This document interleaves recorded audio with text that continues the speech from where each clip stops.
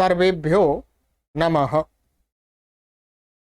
देववाणी संस्कृतं यूट्यूब चलदृश्यं प्रति भवतां भवतीनां च हार्दं स्वागतम्। मित्रों, अष्टाध्यायी भाष्य प्रथमावृत्ति तृतीयः अध्यायः तृतीयः पादः कक्षा संख्या 67 को आज हम पढ़ेंगे। अभी तक हमने 66 कक्षाएं आपको पढ़ा दी हैं। इस तीसरे अध्याय की 67वीं कक्षा आज पढ़ेंगे। अधिक जानकारी के लिए सभी पाठक महानुभाव इन व्हाट्सएप नंबरों पर संपर्क करें। चलिएगा, तो गत कक्षा में मैंने आपको यहां तक पढ़ा दिया था।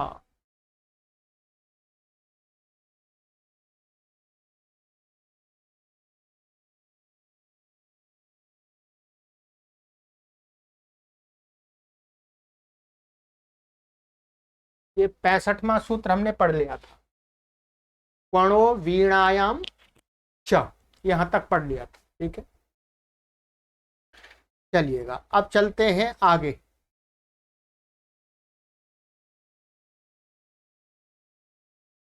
सूत्र है नित्यं पणः परिमाणे। नित्यं प्रथमा विभक्ति एकवचनान्तं, पणः पंचमी विभक्ति एकवचनान्तं, परिमाणे सप्तमी विभक्ति एकवचनान्तं। अनुवृत्ति अप अकर्तरी च कारके संज्ञायां भावे धातोः प्रत्ययः परश्च, इनकी अनुवृत्ति आ रही है। ठीक है, अर्थः पण व्यवहारे स्तुतौ च अस्माद् धातोः परिमाणे गम्यमाने कर्तृभिन्ने कारके संज्ञायां भावे च नित्यम् अप्रत्ययो भवति। कहते पण व्यवहारे स्तुतौ धातु है, उस धातु से परिमाण गम्यमान हो रहा हो, प्रत्यय आकर के किसी परिमाण की प्रतीति हो रही हो, तो कर्ता भिन्न कारक संज्ञा विषय में और भाव में नित्य ही अप्रत्यय होता है। इसको क्या प्राप्त था? इसको भावे और अकर्तरी चकार के संज्ञायाम से घई प्रत्यय प्राप्त था। उसका यहाँ पर वो अपवाद कह रहे हैं कि अप्रत्यय होता है नित्य ही। मूलक पणः शाक पणः, तो पण धातु से यहाँ पर ये प्रत्यय हो गया है। फिर मूलक के साथ में और शाक के साथ में समास हो गया षष्ठी तत्पुरुष। तो मूलक पणः का अर्थ दिया है मूली के गट्टे जो बेचने के लिए गिनकर रखे जाते हैं। ठीक है, मूली के गट्टे, उसका गट्टा बना देते हैं, 10 मूली 15 मूली एक गट्टे मान देते, तो परिमाण होता है। ये भाई 2 किलो का हो गया, 3 किलो का हो गया, 4 किलो का हो गया, तो परिमाण की प्रतीति हो गट्टे से। ठीक है, ऐसे ही शाकपणः, साग का गट्टा, जैसे पालक मेथी आदि सब्जी की गट्टी बना लेते हैं, तो वहां पर भी एक परिमाण की प्रतीति होती है। इससे शाकपणः, शाक का गट्टा। तो यहाँ अप्रत्यय हो गया है और बाकी षष्ठी समास हो गया है, कोई परेशानी नहीं है, लिखा हुआ। ठीक है, अप्रत्यय पण धातु से अप्रत्यय करके पणः बन गया, बनाकर मूल का और शाक के साथ में षष्ठी तत्पुरुष समास हो जाता है। चलिए,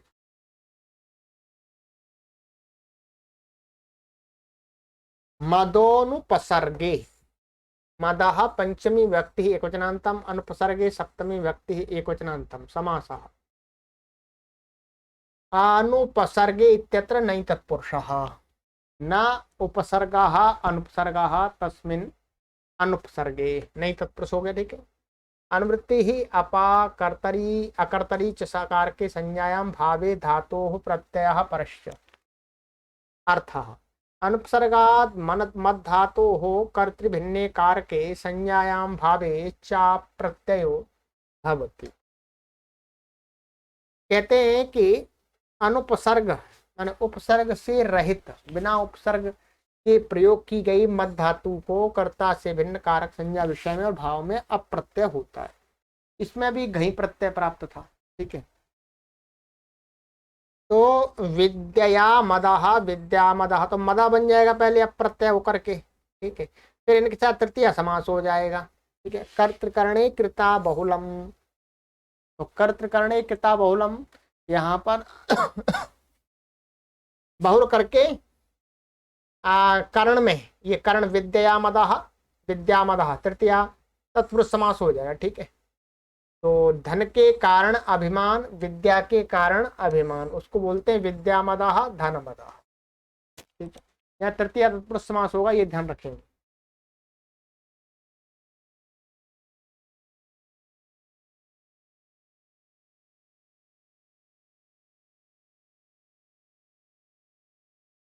चलिएगा आगे, सूत्र है हमारा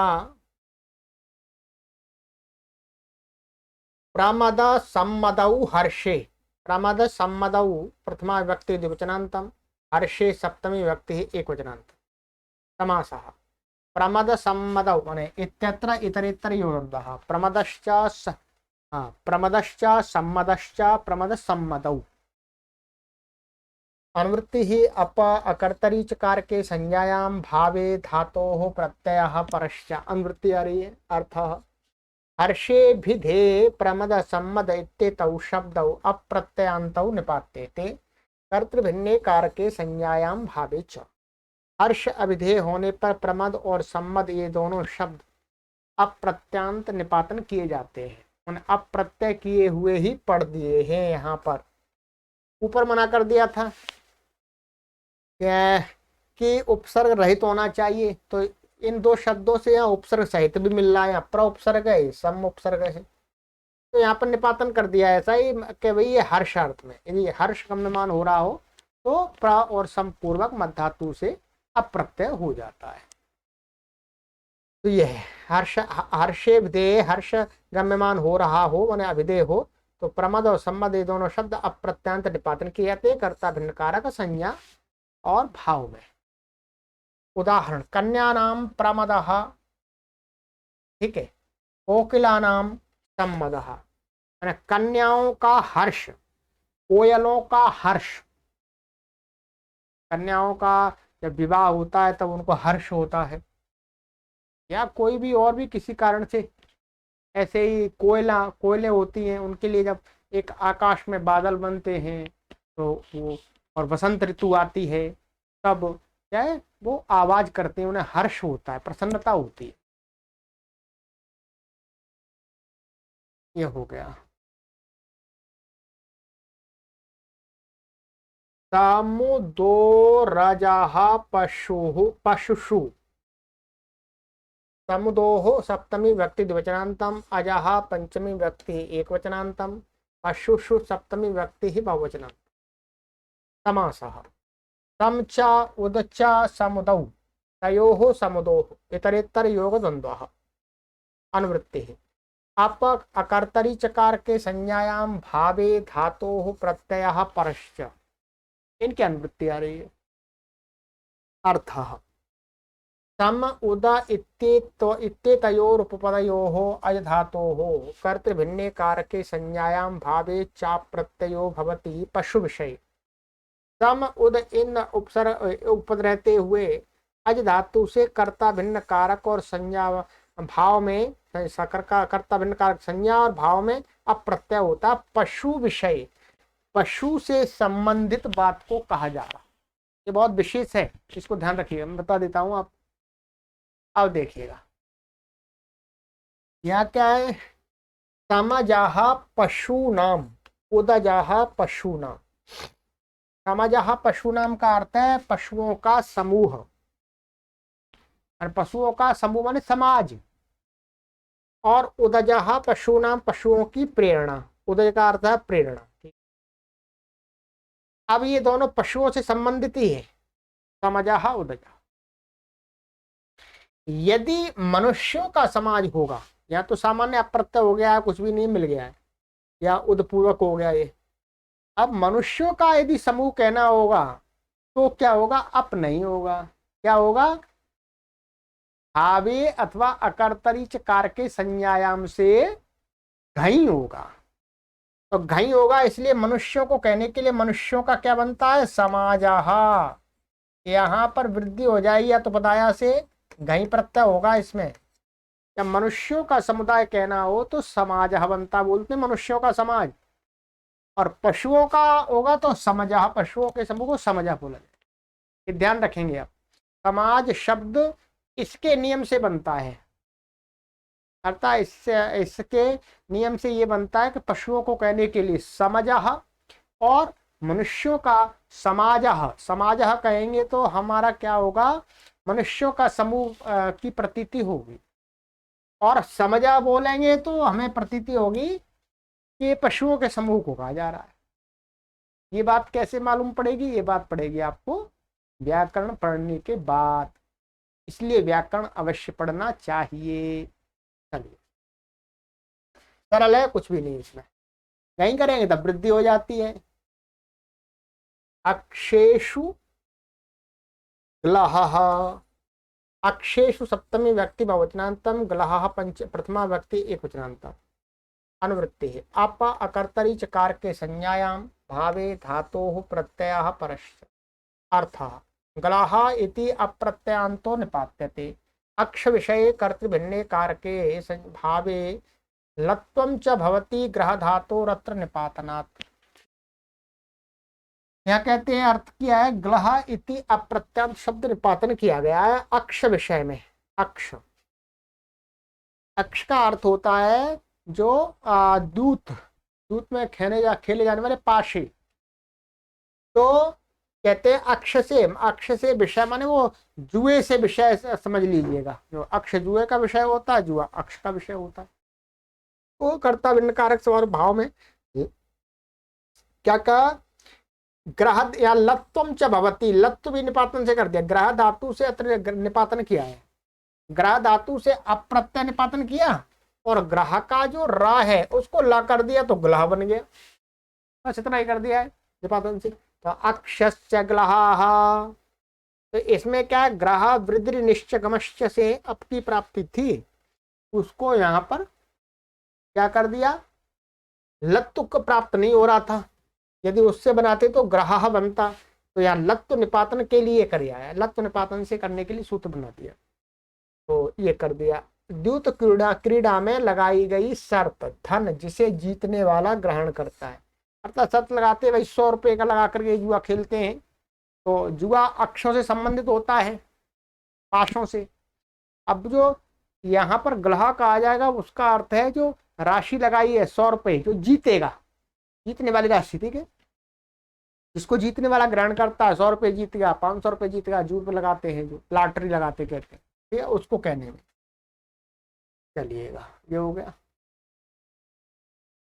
अक्ष से भिन्न अर्थ होगा, अक्ष से भिन्न अर्थ होगा तो ग्रह बनेगा इसी सूत्र से, ठीक है, इससे ग्रह वृद्धि निश्चयमश्च से, कौन सा, इस वाले से फिर अप होगा। प्रजने सरते है, प्रजने सप्तमी व्यक्ति एक वचनांतम, सरते है पंचमी व्यक्ति एक वचनांतम। अनुवृत्ति है, अप अकर्तरी चकार के संज्ञायाम भावे धातोः प्रत्ययः परस्य, अनुवृत्ति। अर्थ प्रजननम, प्रजनम प्रथमम गर्भ ग्रहणम, कहते हैं प्रजनम, प्रजनम का अर्थ है पहली बार गर्भ धारण करना।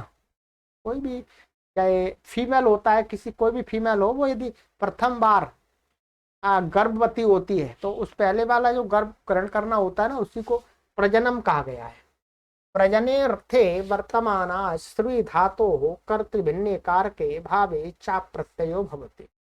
कहते हैं प्रजन मन प्रथम बार गर्भ ग्रहण धारण करना अर्थ में वर्तमान स्त्री धातु से कर्ता भिन्न कारक में और भाव में, संज्ञा भी आ जाएगी, संज्ञा छूट रहा है, ठीक है, कर्ता भिन्न कर्तृभिन्ने कारक के संज्ञायाम भाविच, भाव और भाव में अप्रत्यय होता है। तो गवाम उपसरः, पशूनाम उपसरः, उपपूर्वक यहाँ पर श्री धातु का प्रयोग है, अप्रत्यय हो गया, गुण हो गया है, सार्धातु कार्धातु कयो वर्ण रपरः, अदेम गुण स्थानांतरतम आदि लग करके उपसर्ग बन गया ये। और फिर गौओं का प्रथम बार गर्भ धारण करना, ठीक है, या ये लिखा हुआ है गौओं का गर्भ ग्रहणार्थ प्रथम बार गमन, गमन है जाने को कहा जा रहा है। माने पहली बार कोई पशु ये है गाय, उसको सांड के पास प्रथम बार ले जा रहे हैं गर्भ धारण कराने के लिए। ऐसे पशु नाम उपसर्ग पशुओं का गर्भ ग्रहणार्थ प्रथम बार गमन, पशुओं का है, ठीक। चलिए सरल है, कोई विशेष नहीं।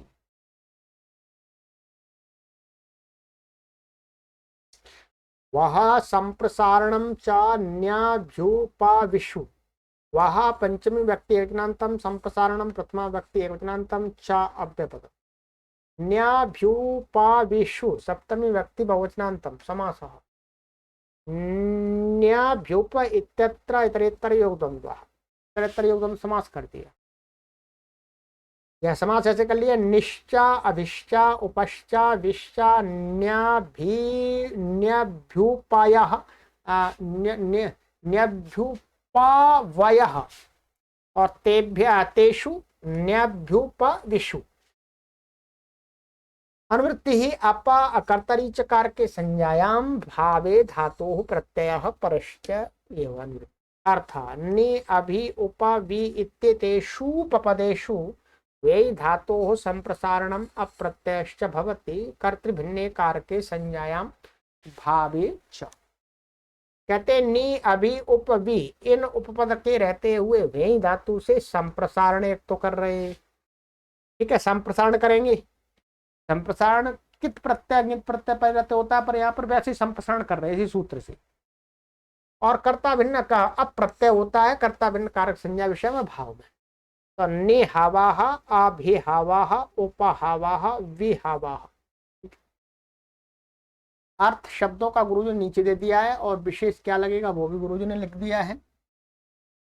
निहावाह का अर्थ है बुलाना, अभिहवा का अर्थ है सब ओर से बुलाना, उपहवा का अर्थ है समीप बुलाना, विहवा का अर्थ है प्रबलता से बुलाना, ठीक है। यहाँ पर क्या करना है, संप्रसारण करने के बाद संप्रसारण तो ये सूत्र कर देगा वे धातु को आदेश उपदेश स्थिति से क्या हो जाएगा, पहले तो हुआ बन जाएगा, ठीक है जी, बन करके फिर क्या इस सूत्र से अप्रत्यय होगा और संप्रसारण हो जाएगा। संप्रसारण हो जाएगा तो नी पूर्वक देख लेते, नी पूर्वक हा और संप्रसारण होकर के व को क्या हो गया उ और आ और ये अप्रत्यय।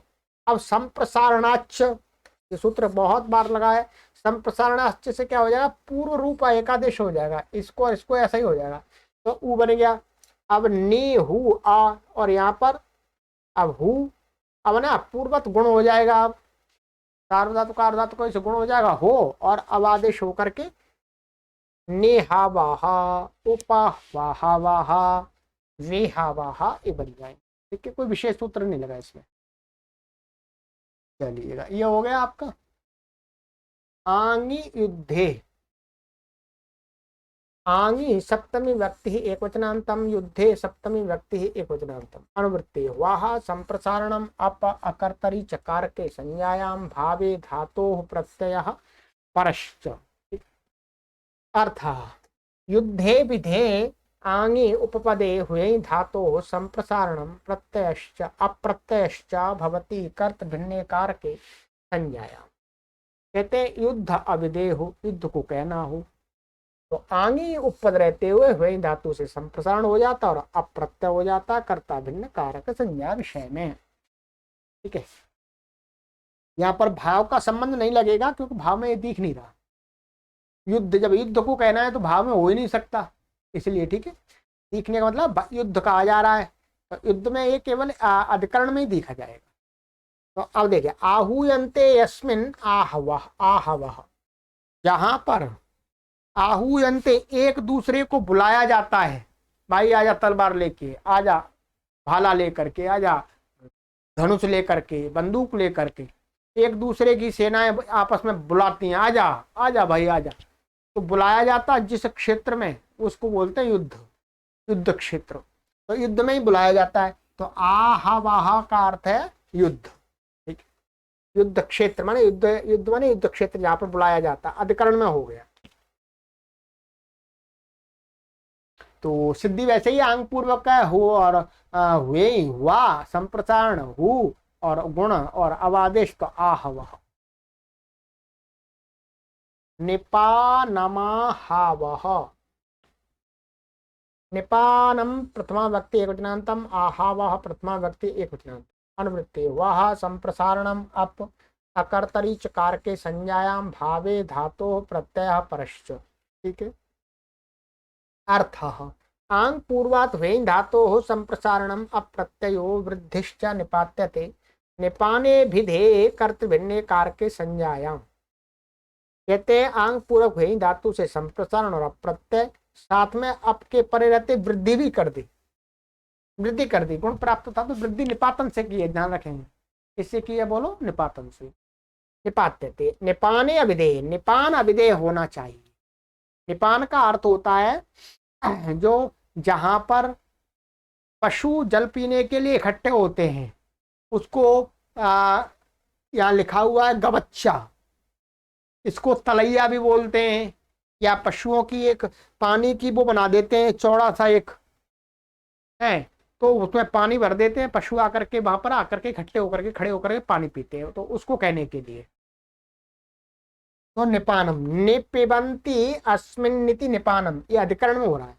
निश्चित रूप से पानी जहां पर आकर के पीते हैं उस स्थान को क्या बोलते हैं, निपानम।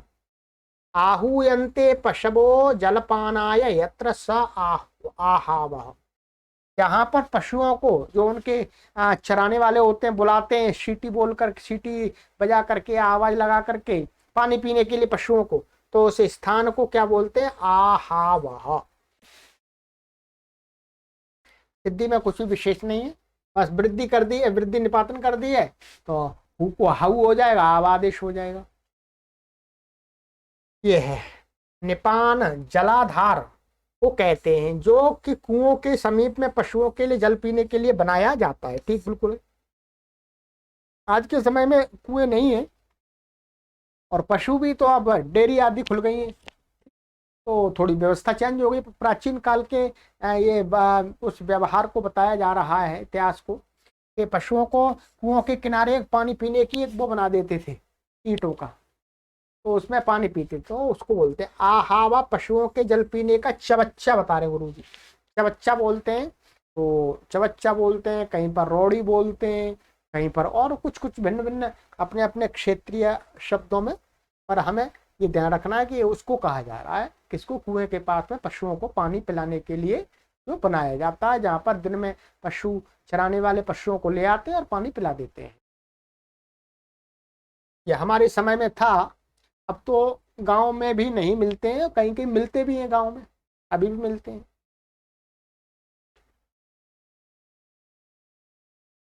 भावेनुपसर्गस्य, भावे सप्तमी व्यक्ति एकवचनांतम, अनुपसर्गस्य षष्ठी व्यक्ति एकवचनांतम। समासा न विद्यता उपसर्गो यस्य सोनुपसर्गः तस्य अनुपसर्गस्य, अर्थात जिसमें उपसर्ग नहीं है ऐसा धातु यहाँ बताया जा रहा है, तो वो अनुपसर्ग है। तस्य अनुपसर्गस्य बहुब्रीहि समास कर दिया। अनुवृत्ति हुआ संप्रसारणम अप अकर्तरी चकार के संज्ञायाम भावे धातु प्रत्यय परश्च, इनकी अनुवृत्ति आ रही है।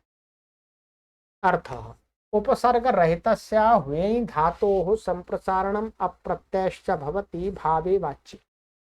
उपसर्ग रहित वे धातु को संप्रसारण हो जाएगा, अप्रत्यय हो जाएगा भाववाच्य होने पर। यहाँ भाव, यहाँ अकर्तरी चकार के संज्ञायाम नहीं लाएंगे, ये अनुवृत्ति दिखा दी है यहाँ पर यहाँ पर इसका संबंध नहीं लगाएंगे, क्योंकि भाव है, यहाँ गलत दिखा दिया है। इसे वास्तव में ये अनुवृत्ति यहाँ नहीं दिखानी चाहिए थी,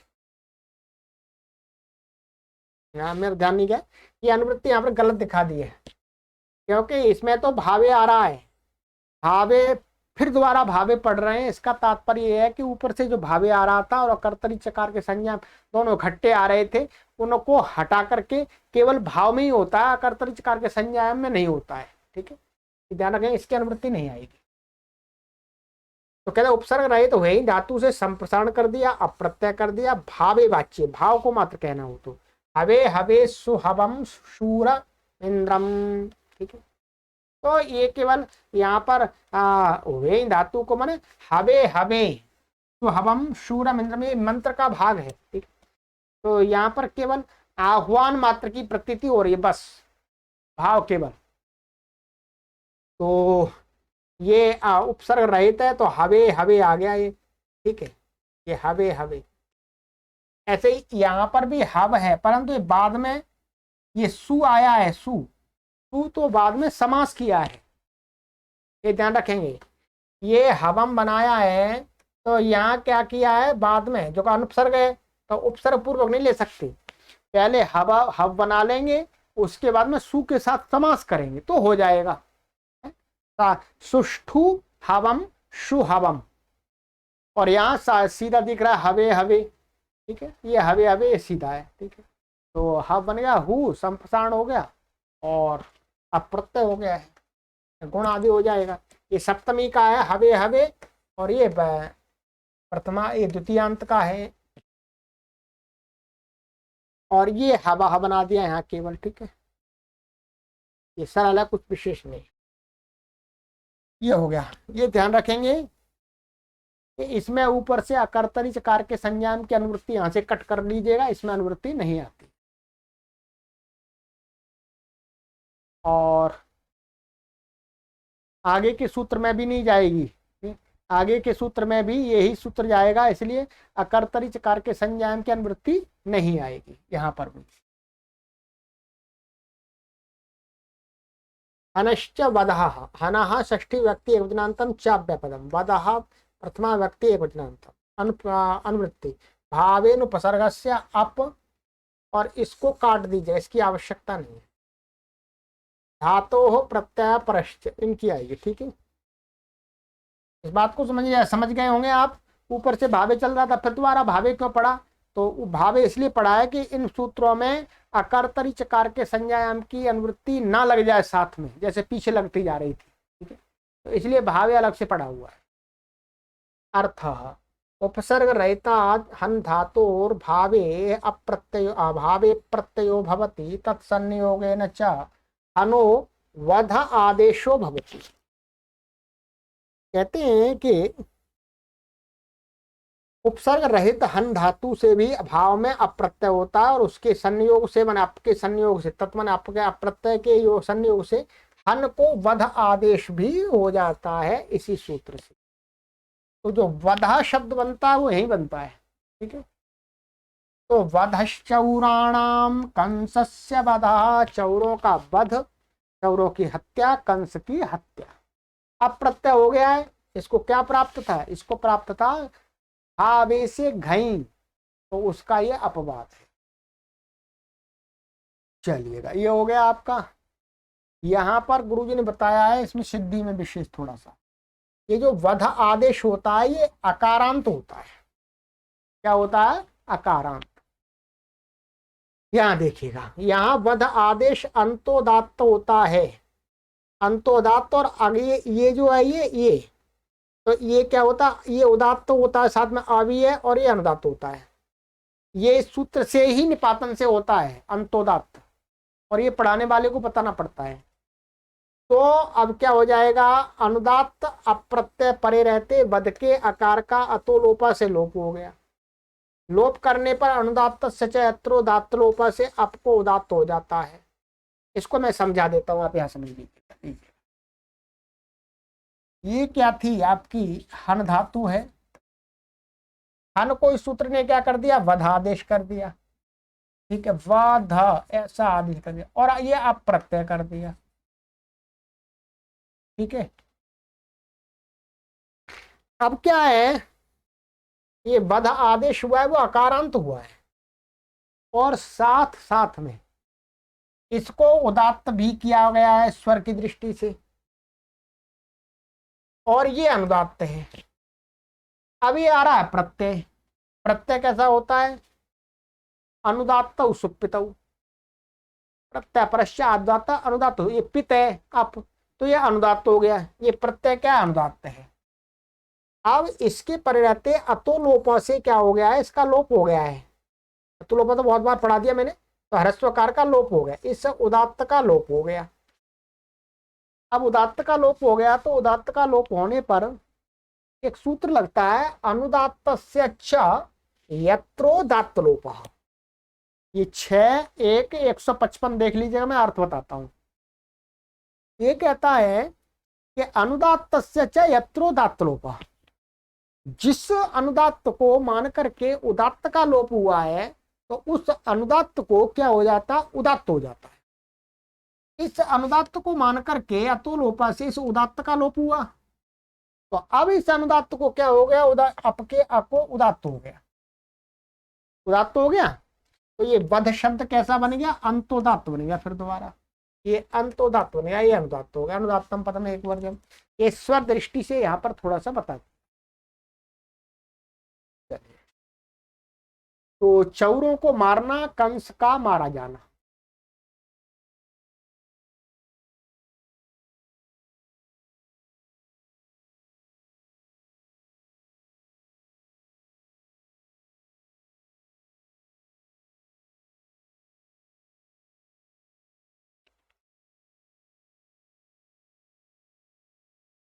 आगे सूत्र है मूर्तौ घनः। मूर्तौ सप्तमी व्यक्ति एकवचनांतम, घनः प्रथमा व्यक्ति एकवचनांतम, अनुवृत्ति। घनः अप अकर्तरी चकार के संज्ञायाम भावे धातोः प्रत्ययः परश्च। ठीक है। अर्थः मूर्तेः काठिन्यम मूर्ताव ही ध्येयायाम हन धातो रप्रत्ययो भवति, हनश्च घन आदेशो भवति। कहते हैं मूर्ति का अर्थ होता है कोई एक आकारवान कठिन वस्तु, ठीक, कठोर। मूर्तौ अभिधेयायाम माने काठिन्य का विधेय हो तो हन धातु से अप्रत्यय होता है और उस हन को घन आदेश हो जाता है। तो अभ्र घनः, दधि घनः, घनो मेघः, घनम वस्त्रम। ठीक है। तो यहाँ पर कठोरपन से हर नहीं, जैसे अभ्र घना बादल का घनापन, माने काठिन्यम कठिन का ऐसा लग रहा है बहुत कठोर से है। कठोर का अर्थ घन, घना अर्थ प्रतीत हो रहा है यहाँ पर एकदम, जिसमें बीच में कुछ भी नहीं आ रहा, ऐसा ये दिखाई दे रहा है। ठीक है। तो जैसे काठिन्यम यहाँ दिया है, मूर्ति माने काठिन्य अभिप्रेत हो, तो आकारवान तो है ही। और अभ्र घना ही हो गया, दधि घना, दही का कड़ापन, कठोरपन। ठीक है। ऐसे घनो मेघा, घने बादल, घनम वस्त्रम माने घना वस्त्र। तो वस्तुतः उदाहरणों को देखने से ये प्रतीत हो रहा है कि यहाँ काठिन्य दो प्रकार का है। बादल तो ऐसा कठोर नहीं होता कि उसको पकड़ेंगे दबाएंगे तो टाइट होगा, ऐसा तो नहीं है। वो आंखों से दिखने में लगता है ये बहुत ही घनघोर, माने इसके बीच में कोई स्पेस नहीं है, एकदम घना ऐसा। ठीक है। ऐसे ही कपड़ा, कपड़ा भी घना बुना हुआ है जिसमें छेद नहीं है, आर पार नहीं दिखता है, ऐसा कपड़ा। तो कपड़े का वो घनापन वो है। और एक घनापन ये भी है, दधी का कड़ापन है, दही का ठोसपन, तो कठिन पदार्थ, कठोर पदार्थ। ठीक है। तो इस प्रकार से हम यहाँ पर अर्थ ले सकते हैं। तो इसमें कुछ भी नहीं है, हन धातु से अप्रत्यय हो गया, घनादेश हो गया है, बाकी कुछ भी नहीं विशेष। अंतर घनो देशे,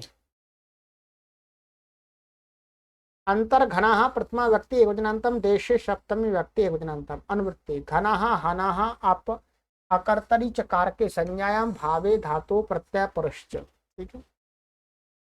अर्थः देशे विधे अंतः पूर्वात् हन धातोः प्रत्ययो भवति, कर्त भिन्ने कारके संज्ञायाम भावे च तस्य च हनः घनादेशो निपात्यते।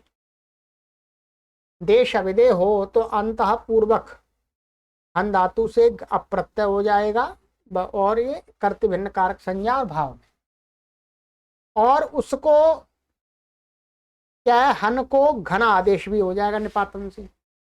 ठीक है, इसमें पड़ा हुआ है। तो अंतर्घनोदेश, अंतर्घनोदेश देश विशेष की संज्ञा है ये। तो अंतर, ये अंता माने अंतर अव्यय है ये, उसके ऊपर रहते हुए हन धातु से अप्रत्यय कर दिया देश को कहने के लिए, और ये देश, देश माने स्थान को कहने के लिए, और ये हन को घन इसी से कर दिया। तो यहाँ पर ये जो घन हो रहा है ये अकारांत नहीं हो रहा, ये नकारांत हो रहा है। ठीक है, ये हन आदेश घन आदेश होगा, ये ऐसा होगा, और अब का आ इसमें जुड़ जाएगा। चलिएगा,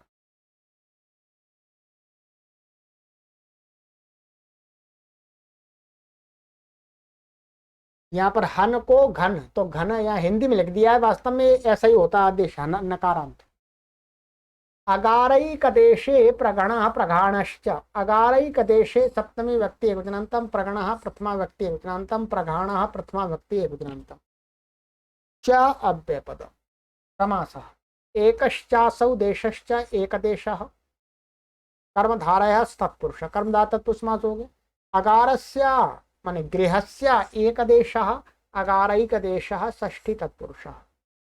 पहले तो कर्मधारय कर दिया, वही देश, और वो क्या है, एक देश है, एक स्थान, और वो किसका स्थान है, अगारस्य, अगार का अर्थ है गृह, घर का एक स्थान, ये अर्थ हो गया। तो ये होगा षष्ठी तत्पुरुष समास हो गया। और यहाँ पर ये और लगा लिया अगारिक देश है, अगारिक देश तस्मिन, तस्मिन और लगा लिया तस्मिन अगारिक देशे, सप्तम सप्तम व्यक्ति, इसलिए अनुवृत्ति है। घन घनाः हनाः अप अकर्तरी चकार के संज्ञायाम भावे धातु प्रत्यय परश्च, इनकी अनुवृत्ति आ रही है, यहाँ पर दिखा रहे हैं। क्या कह रहे हैं महाराज गुरु जी?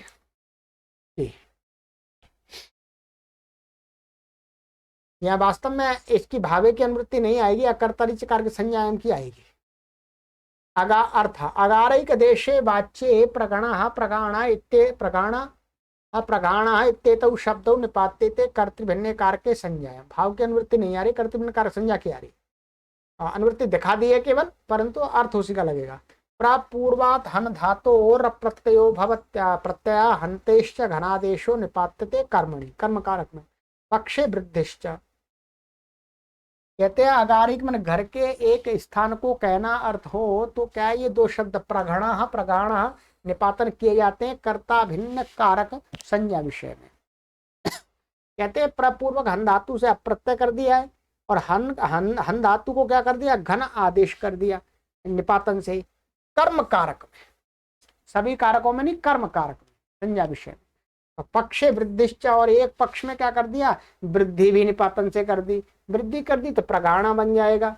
आपके पहले तो वृद्धि प्राप्त नहीं थी पर निपातन से कर दी, और जब अप हो जाएगा वृद्धि कोई मतलब नहीं है तो प्रगाणा बन गया। दोनों का अर्थ एक ही है। अब देखिए व्युत्पत्ति इसकी गुरुजी ने दिखाई है, प्रविशद्भिर जनैः पादैः प्रकर्षेण हन्यते इति प्रगणः प्रगाणः। ठीक है, इसको देहली बोलते हैं, जो दरवाजा होता है, दरवाजा। ठीक है, क्या होता है, दरवाजा।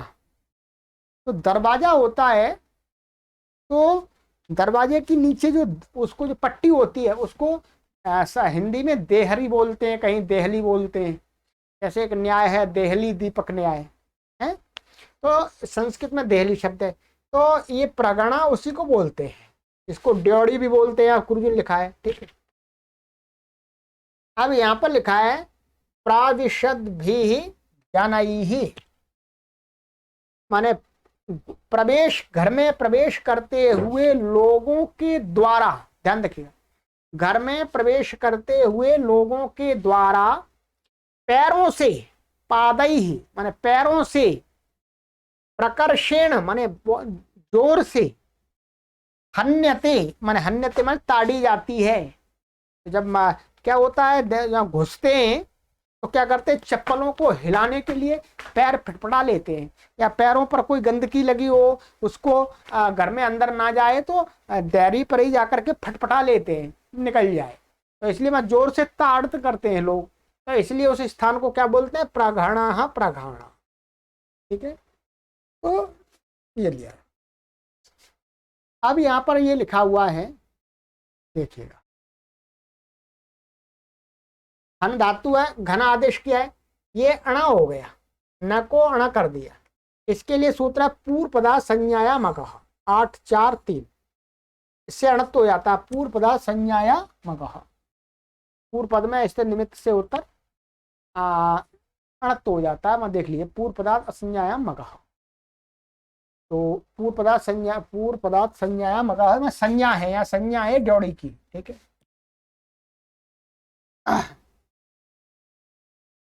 तो ये हो गया आपका, इससे अणत्व हो गया। तो प्रघणा ड्योढ़ी, प्रघाण उद घनोत्याधानम, उद्घनः प्रथमा व्यक्ति एवचनान्तम, अत्याधानम प्रथमा व्यक्ति एवचनान्तम। अनुवृत्ति घनः हनः अप अकर्तरि चकार के संज्ञायाम और भावे धातो प्रत्यय परश्च। अति उपरि आधियन्ते अस्मिन्निति अत्याधानम, ठीक है। अति माने कहते हैं ऊपर, आधियन्ते अस्मिन जिसके ऊपर रखा जाता है, कुछ रखते हैं बताएंगे, जिसके ऊपर कुछ रखा जाता है, तो जिस पर रखा जाता है उसको बोलते हैं अत्याधानम, ठीक है। यह अत्याधान का अर्थ बता दिया गुरुजी ने। तो अत्याधान क्या होता है, जो बढ़ई लोग होते हैं, बढ़ई लोग होते हैं तो कुछ लकड़ी आदि को काटने के लिए, छीलने के लिए नीचे एक लकड़ी का गट्टा रखते हैं, तो उस गट्टे को ही अत्याधानम कहा जा रहा है, और ये उद्घन उसी को बोलते हैं, ठीक है। कहते हैं अर्थ अत्याधाने वाच्ये उत्पूर्वात् हर धातोर अप्रत्ययो भवति हनश्च घन आदेशश्च निपात्यते कर्तृभिन्ने कारके संज्ञाय। में भाव की वास्तव में कोई आवश्यकता नहीं है। तो कहते हैं अत्याधान वाच्य हो तो उत्पूर्वक हन धातु से अप्रत्यय और हन को घन आदेश निपातन किया था, कर्ता भिन्न कारक। तो उदाहरण दिया, उदहन्यन्ते यस्मिन् काष्ठानि इति उद्घनः, जिस पर अच्छी प्रकार से काठ ऊपर रखकर, वो लकड़ी ऊपर रख करके छीलते हैं, तो उस लकड़ी गट्टे को क्या बोलते हैं, उद्घनः। तो बाकी कुछ विषय में विशेष नहीं है, उदपूर्वक है। तो जिस काष्ठ को फाड़ना होता है उसके नीचे एक काष्ठ और रखते हैं, उसे अत्याधान कहते हैं, तो वही है उद्घनः। जिस काष्ठ पर काष्ठ को रखकर बढ़ई लोग छीलते हैं उसको बोलते हैं उद्घनः।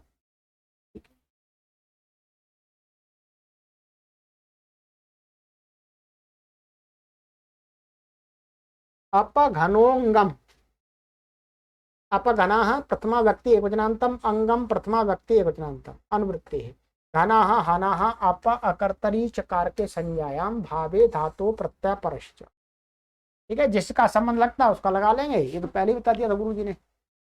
अर्थ अपपूर्वात् हन धातोर प्रत्ययो हनो घनादेशश्च निपात्यते अंगम चेत तद भवति कर्त भिन्ने कारके संज्ञाय। अपूर्वक हन धातु से अप्रत्यय और हन को घन आदेश निपातन किया गया। अंगम चेत तद भवति, यदि जो कहा जा रहा है, जो प्रत्यंत शब्द है, वो किसी को अंग कह रहा हो, अंग बन रहा हो किसी का, अंग को कह रहा हो, जैसे कर्तव्य कारक संज्ञा विषय, जैसे अपहन्यते अनेनेति अपघनः। अपघना कहा जाता हाथ या पैर को, ये अंग है शरीर का, ठीक है। अपहन्यते अनेन माने जिसके द्वारा मारा जाता, हाथ के द्वारा मारा जाता है या पैर के द्वारा मारते हैं, ठीक है। तो इसलिए अपघनः अंग हो गया शरीर, ठीक है। तो कुछ भी नहीं है, अपपूर्वक हन धातु को अप्रत्यय घन आदेश हो गया है। ऐसे तो अपघना ये निपात नहीं है पूरा। तो अंग माने शरीर, शरीर का अवयव अभिधेय हो, तो यहाँ अपघना माने हाथ या पैर को ही कहते हैं, शरीर के सब अंगों को नहीं कहते। ये संज्ञा भी है साथ में, क्या है, एक तो ये कर्ण में प्रत्यय हो रहा है, कर्ण कारक में, और साथ में संज्ञा भी है, संज्ञा ऊपर से आ रहा है, संज्ञा भी है। तो हाथ और पैर की संज्ञा है, ये नाम है, सब अंगों को नहीं कहते। करणे यो विदृशु, करणे सप्तमी व्यक्ति वचनांतम अयो विदृशु, सप्तमी व्यक्ति बहुवचनांतम समास अयश्च विश्च दृश्च अयोभि द्रवः तेषु अयोभि दृशु इतरेतर योग द्वंद्वः अनुवृत्ति घनाः हनाः अप धातोः प्रत्ययः परश्चेन की अनुवृत्ति है। अर्थः अयस वि द्रुः इत्येतेषु पदेषु करणे कारके हन धातोर प्रत्ययो भवति हना स्थाने घनादेशश्च भवति। कहते हैं अयस और बी और ध्रुव इनके उपद रहते हुए कर्ण कारक में हन धातु से प्रत्यय हो जाता, हन के स्थान में घना आदेश हो जाता है। बहुत सारी बातें। तो अयो हन्यते नेन इति अयोघनः, अयोघन माने जिसके द्वारा अयह मन लोहे को पीटा जाता है। तो हथौड़ी सीधे पीटते हैं, तो हथौड़ी को कहने के लिए अयोघनः शब्द इसी से बनता है, अयोघनः। यहाँ पर ये वास्तव में क्या है, अयस शब्द है, अयस अयस। तो यहाँ रुत्व और उत्व, ठीक है, यहाँ पर हशीच से उत्व हो जाएगा, रू के रेप को वो हो जाएगा, फिर आधगुण अलग करके अयो बन जाता है ये, ठीक है। तो अयो घना बन जाएगा। ऐसे वेघना, वेघना वे हथौड़े को बोलते हैं। द्रुघना, तो द्रुघना, द्रुघना का अर्थ भी कुल्हाड़ा होता है। द्रुघना का अर्थ लिखा हुआ है गुरुजी ने यहाँ पर कुल्हाड़ा। कुल्हाड़ा क्योंकि उसके वो भी कर्ण होता है जिसके द्वारा काटा जाता है, तो वो भी कर्ण है कुल्हाड़ा। तो ये बन गया तंबे काच। तंबे सप्तमी व्यक्ति एकवचनांतम का लुप्त प्रथमांत निर्देशा चाव्य पदम अनुवृत्ति कर्णे घनः हनः अप धातोः प्रत्यय परस्य इनकी अनुवृत्ति। अर्थः तंबा शब्द उपपदे कर्णे कारके हन धातोः कः प्रत्ययो भवति अप च अपसंयोगेन च हंतेर घनादेशो भवति। कहते हैं स्तंभ शब्द उपपद हो तो कर्ण कारक में हन धातु से का प्रत्यय हो जाता है और चकार से अप भी हो जाता है। अपसंयोग माने जब अप होगा, ठीक है, अप होगा तो कह रहे हैं हन धातु को घनादेश भी हो जाएगा, ठीक है। और जब का होगा तो घन आदेश नहीं होगा। एक मिनट, यहाँ क्या लिखा हुआ है, हाँ ठीक है, अभी हो गया। अब इसका उदाहरण है स्तंभो हन्यते नेन स्तंभघ्नः और स्तंभ घन। ये तो हो गया जी अप का, इसमें तो कोई परेशानी नहीं है, ठीक है। यहाँ पर पहले आप क्या बना लेंगे, स्तंभ उपपद रहते हुए प्रत्यय किया है, तो स्तंभ उपपद रहते हुए करना है। तो स्तंभो हन्यते अनेन, स्तंभ सु हन और इस सूत्र से का प्रत्यय हो जाएगा। का प्रत्यय होने के बाद क्या स्थिति बन जाएगी, ऐसा हो जाएगा स्तंभ और ये सु, ठीक है, कर्ण में तो नहीं, यहां पर ऐसा नहीं करेंगे, ठीक है। ये व्युत्पत्ति किसमें दिखाई है, कर्म में दिखाई है, कर्म वाच्य में ले लिए, परंतु इसके लिए प्रत्यय की जो व्युत्पत्ति हम जो अव्युत्पन्न स्थिति दिखाएंगे, अव्युत्पन्न जो व्युत्पत्ति दिखाएंगे, तो क्या बनेगा, यहाँ पर ऐसा बनेगा स्तंभ और कर्म ये और हन और का प्रत्यय हो जाएगा, ठीक है, ऐसे बनेगा, ध्यान रख लीजिए। अब यहाँ पर का प्रत्यय हो गया पूर्वत, इसको उपपदमतिंग से समास हो जाएगा, ठीक है, समास होगा, समास होने पर लुक हो गया स्तंभ हन और इसको क्या हो जाए का कित है, एक कित संज्ञा हो जाएगी। यहाँ पर कित प्रत्यय हो रहा है, का के पर जाते गामा हन जन खन घशाम लोपा किंग तिनंगी, पहले भी कई बार लगाए 6 4 98। इससे क्या हो जाएगा, हन की उपधा के आकार का लोप हो जाएगा, इसका लोप हो गया, ठीक है। फिर हो हंते इणिन्नेशु, माने हन धातु को नकार के परे रहते, हन धातु के हकार को नकार के परे रहते क्या हो जाएगा, घा हो जाएगा। तो हा को क्या हो गया घा, ठीक, घा। तो और ये ना मिल जाएगा, का मिल जाएगा, तो क्या बन जाएगा स्तंभघ्न और स्वादित्पत्ति करके स्तंभघ्न, ठीक है। और अप के परे रहते बनी गया है, ठीक है। स्तंभ अम हन और अप और हन को इस सूत्र से ही क्या हुआ, घना आदेश हो गया, और बाकी समास आदि होकर के पूर्वत, जैसे इसमें समास किया वही समास इसमें हो जाएगा, तो स्तंभ घना बन गया। जिससे घास घास जिससे काटी जाए, खुरपा, एक खुरपी होती है, जो आप लोग शहरों में रहते हैं, गांव वाले जानते हैं, खुरपी होती है, उससे निराई आदि करते हैं, ठीक है, मिट्टी खोदते हैं, पौधों पर लगाते हैं मिट्टी, खुरपी खुरपा बोलते हैं, ठीक है। ऐसे तो शहरों में भी जो भी महानुभाव रहते हैं, सभी लोग छोटे छोटे अपने पार्क बनाते हैं, तो उसके लिए खुरपा खरीद के लाते हैं, खुरपा बोलते हैं, कुछ कुछ बोलते होंगे अपनी अपनी भाषा में। परऊ घाहा, परऊ सप्तमी व्यक्ति एकवचनांतम, घाह प्रथमा व्यक्ति एकवचनांतम। अनुवृत्ति करणे हनाह आप धातो प्रत्यय परश्च, इनकी अनुवृत्ति है, ठीक है। इसमें ऊपर से इसी की अनुवृत्ति नहीं ला रहे, क्योंकि इसमें कर्ण की अनुवृत्ति ऊपर से आ रही है, ठीक है, इसलिए कहते हैं परिपूर्वात हन धातो करणे कारके अप्रत्ययो भवति, हंतेश्च घा आदेशो भवति। कहते हैं परिपूर्व हन धातु से कर्ण कारक को कहने के लिए अब प्रत्यय होता है, और हंत को जो हंती हन धातु है उसको हंती के हकार को घकार आदेश हो जाता है। क्या वो हन धातु को पूरी को, ठीक है, क्या हो जाए, हन धातु के पूरी को ही हन को ही घा आदेश हो जाता है। पहले तो घन कर रहे थे, अब पूरे हन धातु को ही घा कर रहे हैं, ठीक है। तो परिहन्यते नेन इति परिघा पलिघा, तो ये परिपूर्वक हो गया है। और यहां पर एक सूत्र है परेश्च घांकयो, 8-2-22, तो परेश्च घांकयो, ये क्या करता है, विकल्प से परी के र को ल कर देता है, बस इतना काम है इसको। र को विकल्प से लत तो होता है, इससे परे माने परी के या घ प्रत्यय के परे रहते, लिखा हुआ है परेश्च घांकयो, घ और अंक शब्द के परे रहते, तो यहाँ घ प्रत्यय परे है, तो हन के वो परी के र को विकल्प करके ल हो गया, तो परिघा पलिघा ऐसा बन गया, ठीक है। यहाँ क्या हो जाएगा, घा आदेश हो जाएगा, घा आदेश हो गया, ये ऐसा देख लीजिए, परी और घा ऐसा हो जाएगा, और ये आपका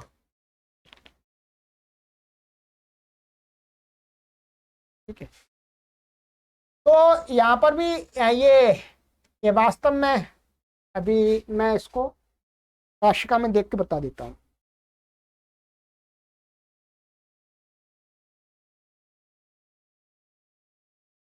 यहाँ पर अतो लोप से इस आकार का लोप हो जाएगा, है घकार आदेश होगा, अतो लोप से इस आकार का लोप हो जाएगा, और ये इसमें मिल जाएगा, तो परिघा पलिघा ऐसा बन जाएगा, ठीक है। परिघा और पलिघा का आता लोहे का मुदगर, लोहे का बना गया मुदगर, मुदगर होता है, बड़े बड़े मुदगर होते हैं, ठीक है। उपघ्न आश्रय, उपघ्न प्रथमा व्यक्ति एकवचनांतम, आश्रय सप्तमी व्यक्ति एकवचनांतम। अनुवृत्ति हनाह आप अकर्तरी चकार के संज्ञायाम भावे धातो प्रत्यय परश्च। अर्थ उपघ्न इत्यत्र उपपूर्वात् हन धातोर प्रत्ययो प्रत्यय उपधा लोपश्च निपात्यते आश्रये गम्यमाने कर्तृभिन्ने कारके संज्ञाया। उपघ्न यहाँ पर क्या है, उपपूर्वक हन धातु से अप्रत्यय और उपधा का लोप निपातन किया गया है। आश्रये गम्यमाने माने आश्रय, माने आश्रय का अर्थ है समीपता गम्यमान हो रही हो तो, ठीक है। कर्ता भिन्न कारक संज्ञा विषय में, जैसे पर्वतेन उपहन्यते पर्वतोपघ्नः, ठीक है। ग्रामेण उपहन्यते इति ग्रामोपघ्नः, ये उपघ्न शब्द है, निपातन कर दिया है, ठीक है, और अप्रत्यय उपधा का लोप कर दिया, तो उपघ्न ऐसा कैसे मान लीजिएगा। अब यहाँ पर क्या है, पर्वत, पर्वतेन उपहन्यते माने पर्वत के समीप, ऐसा अर्थ है पर्वत के समीप का, समीपस्थ जो भी कुछ है, ठीक है। तो पर्वतोपघ्न ग्रामीणोपघ्न, संधि कर लीजिएगा, ये पर्वत के साथ में उपघ्न का तो आधगुणा संधि हो जाएगी, तो ये बन जाएगा। यहाँ पर गुरुजी ने दिखाया है, पहले उपघ्न बना लिया है, ये उपघ्ना बन जाएगा, एवं पर्वत तथा ग्राम के साथ षष्ठी समास हो जाएगा, ठीक है। यहाँ पर दिखाया विग्रह तृतीया में, ठीक है। वास्तव में तृतीया में विग्रह तो क्या उसके साथ दिखाया है, क्रियापद के साथ में, परंतु जब उपघ्न बना करके करेंगे तो पर्वतस्य उपघ्न पर्वतोपघ्न और ग्रामस्य उपघ्न ग्रामोपघ्न, ठीक है। तो ये पर्वत के समीपस्थ कोई चीज, ग्राम के समीपस्थ गांव के समीप कोई स्थान या कुछ भी जो भी बताना चाह रहे हैं वो, ये हो गया आपका सरला, कुछ भी विशेष नहीं है, ठीक है। ये जो तृतीया दिखाया है ये इसके कारण क्रियापद है, इसलिए पर यहाँ समास करेंगे तो पर्वतस्य उपघ्न पर्वतोपघ्न, ठीक है। पर्वत ngस और उपघ्न सु, ऐसा विग्रह करेंगे, ठीक है। चलिए, ग्राम ngस और उपघ्न सु, यहाँ ये दिखाया है, ऐसी स्थिति बन जाएगी, ये देखिएगा, उप और हन का उपधा का लोप हो गया और ये ना आ गया और आप हो गया। अब यहाँ पर क्या हो, अंतरण्येषु कुत्त हो जाएगा, गुरुजी ने लिख दिया कुत्त होकर के उपघ्ना बना है, बाकी इसमें कुछ विशेष नहीं है। चलिएगा, ये निपातन के संबंधी 2 सूत्र और हैं, आ जाइएगा। संगोदघौ गण प्रशंसयो, संघोदघौ प्रथमा व्यक्ति द्विवचनांतम, गण प्रशंसयो सप्तमी व्यक्ति द्विवचनांतम। उभयत्र इतरेतर योग द्वंद्व, दोनों जगह इतरेतर योग द्वंद्व है। संघोदघौ, अच्छा ये तो हो गया, समास दिखा देता हूं मैं आपको। संघश्च उद्घश्च संगोदघौ, ठीक है। गणश्च प्रशंसा प्रशंसा च गण प्रशंसे और तयोः गण प्रशंसयोः, ऐसा हो जाएगा। अनुवृत्ति अनाह अप अकर्तरी चकार के संज्ञायाम भावे धातु प्रत्यय परश्चयन की अनुवृत्ति है, ठीक है। अर्थ संघ उद्घ इत्येतौ शब्दौ निपात्यते यथा संख्यम गणे विधे प्रशंसायाम च गम्यमानायाम कर्तृभिन्नेकार के संज्ञायाम भावे च। संघ और उद्घ ये 2 शब्द निपातन किए जाते हैं यथा संख्य, माने संघ को गण को कहने के लिए, उद्घ को प्रशंसा कहने के लिए। तो साम उद उपपदयो हन धातो रप्रत्यय टी लोपा और टी लोपो घत्वम च निपात्यते। साम और उद उपपद के रहते हुए हन धातु से अप्रत्यय कर दिया और टी लोपो और टी भाग का लोप कर दिया और घत्वम च और हन के हा को घा कर दिया, तो क्या बन जाएगा आपका संघा पशुनाम, ठीक है। संघा पशुनाम, पशुओं का इकट्ठा करना, तो माने इकट्ठा करना ही समूह होता, पशुओं का समूह, ऐसा अर्थ आएगा वास्तव में। और उदहन्यते उत्कृष्टो जायते उद्घ्नः उद्घो मनुष्याणाम, मनुष्यों की प्रशंसा, ये कहना चाह रहे हैं। पहले यहां देख लीजिएगा, इसमें सम और उत्पूर्वक क्या, हन धातु से प्रत्यय कर दिया, टी का लोप कर दिया और हत्तु घत्तु कर दिया। अब यहाँ पर ये जो सम का मत था, इसको पहले क्या करेंगे, मौनुस्वार से अनुस्वार करेंगे, फिर वा पदांत से क्या हो जाएगा, विकल्प से परसवर्ण हो जाएगा, तो यहाँ परसवर्ण कर दिया, अंगा हो गया है, सो संघा बन गया, ठीक है। पशु, और ये क्या है, उदघ्ना या उदघा, ठीक है। तो उदघा या उत्पूर्वक है और वो ही हो गया पूरा, तो उदघा बन गया ये।